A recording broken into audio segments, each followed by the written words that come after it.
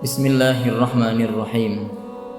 Assalamualaikum warahmatullahi wabarakatuh.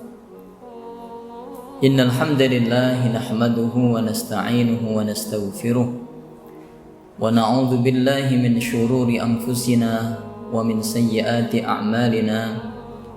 May yahdihillahu fala mudilla lahu wa may yudlil fala hadiya lahu.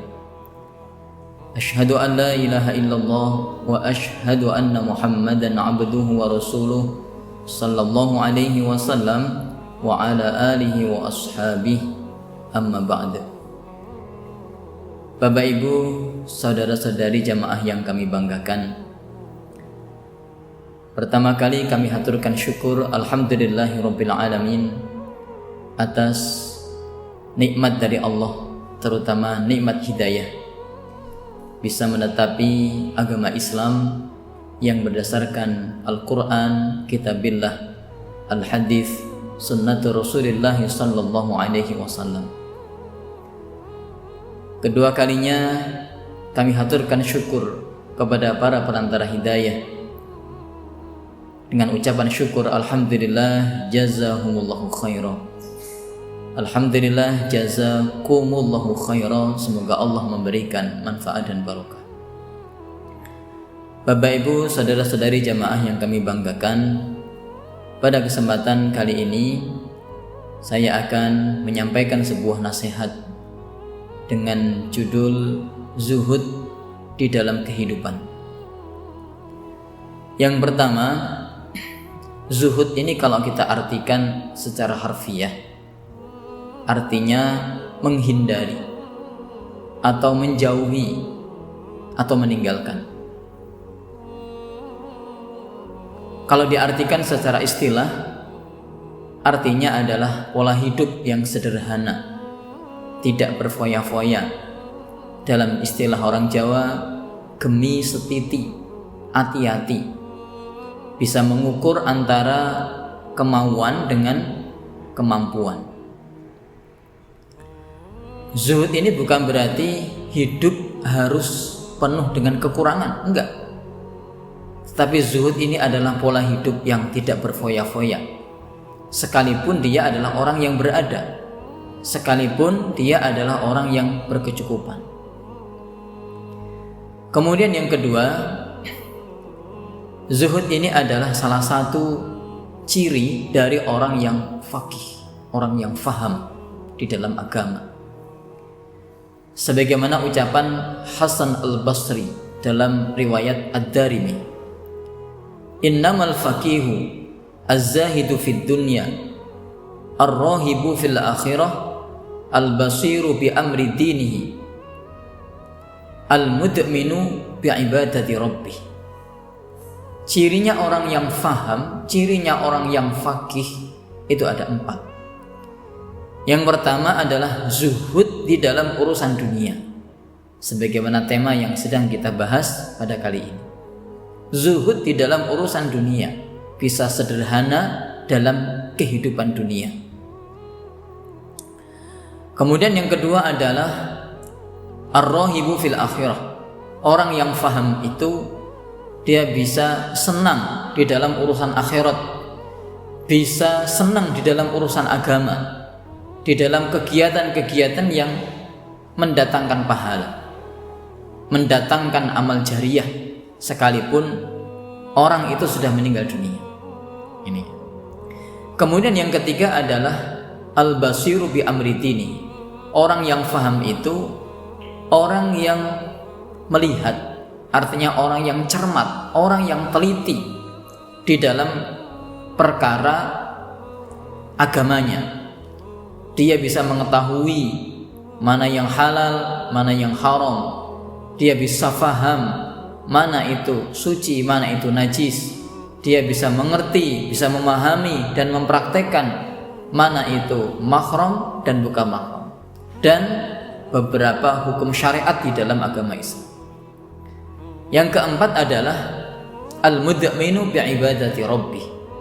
Orang yang faham itu orang yang bisa continue, terus menerus beribadah kepada Tuhannya, kepada Allah Subhanahu wa ta'ala. entah dalam keadaan ekonomi sedang kurang ataupun dalam keadaan ekonomi sedang lebih, tetap bersemangat, continue, istiqomah dalam ibadah kepada Allah.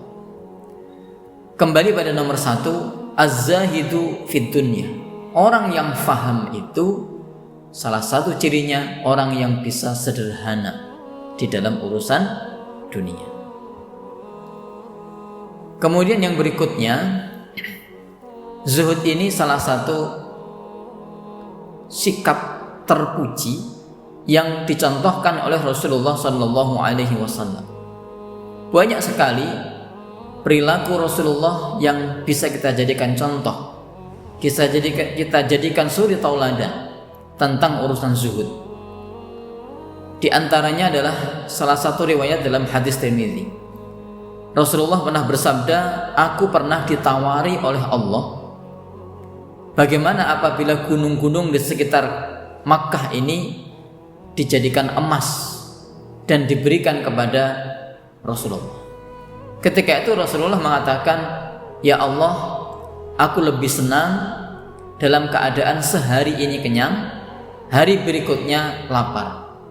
Sehingga ketika aku dalam keadaan kenyang, aku bisa memuji dan mensyukuri atas nikmat-nikmat-Mu. Ketika aku dalam keadaan lapar, aku bisa terus ingat kepadamu ya Allah. Ini contoh sikap zuhudnya Rasulullah, sikap sederhananya Rasulullah di dalam urusan dunia. Atau dalam riwayat yang lain, pernah Rasulullah tidur di sebuah tikar, sehingga ketika bangun, di kulitnya Rasulullah ini ada bekas tikar, karena Rasulullah tidur di tikar itu. Ini menunjukkan bahwa sikap zuhudnya Rasulullah yang patut kita contoh, patut kita tiru, agar kita selalu bisa ingat di dalam urusan ibadah kepada Allah. Kan hakikinya kita diciptakan Allah di dunia ini untuk beribadah. Wa ma khalaqatul jinna wal insa illa liya'budun. Kemudian yang terakhir, zuhud ini erat kaitannya dengan bersungguh-sungguh.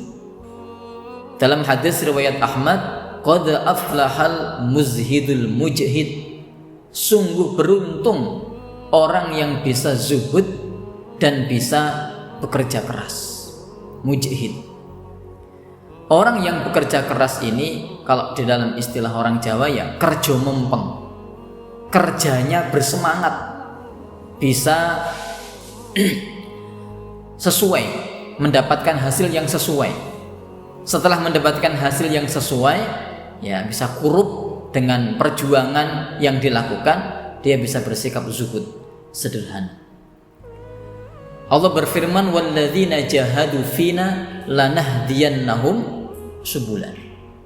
Orang-orang yang bisa bersungguh-sungguh di dalam urusan agamaku Allah, lanahdiyannahum subulana, akan kami Allah tunjukkan beberapa jalanku, akan diberikan petunjuk-petunjuk, diberikan ilham-ilham yang baik, yang barokah untuk menjalani kehidupannya. Alhamdulillah, jazakumullahu khairah. Semoga Allah memberikan kemanfaatan dan kebarokahan. Apabila ada kalimat yang kurang berkenan, saya mohon maaf yang sebesar-besarnya. Akhiru qouli hadza, assalamualaikum warahmatullahi wabarakatuh.